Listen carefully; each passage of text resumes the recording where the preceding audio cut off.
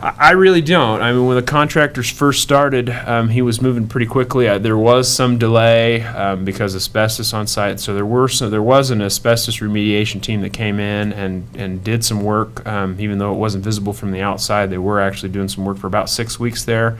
But once they left, we just haven't seen a whole lot of work happening, and it's really an unsafe condition. So that's what the nuisance abatement is about, the unsafe condition that has been created by tearing the building down. They have, as of late, I mean, they have done a little bit more work here in the last couple weeks. We've seen a lot more building coming down. Haven't seen really much of anything hauled off of the site.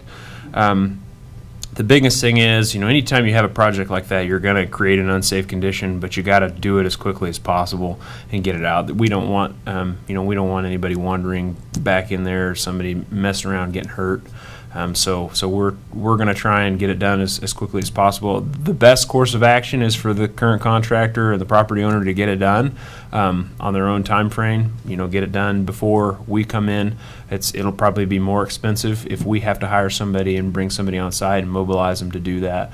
So really the best course of action is for them to go ahead and finish that up, and they still will have a little bit of time. This process is not a quick process, so where we're at, we've already sent letters that have given notice, and once the resolution hits, there'll be another 10-day period before we can do anything. So really, it'll be July 24th before we ever actually take any action or start moving on the process to hire a contractor.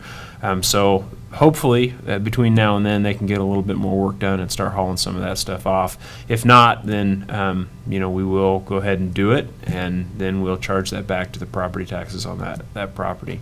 And typically that's going to be more expensive than it would be to have the original contractor take care of it. So it's really it's not a good situation for the city to have to do it, and it's not good for the property owner to have us come in and do it. It's going to be more expensive for them. So we'd prefer for them just to get it done, but at this point they've kind of drug their feet.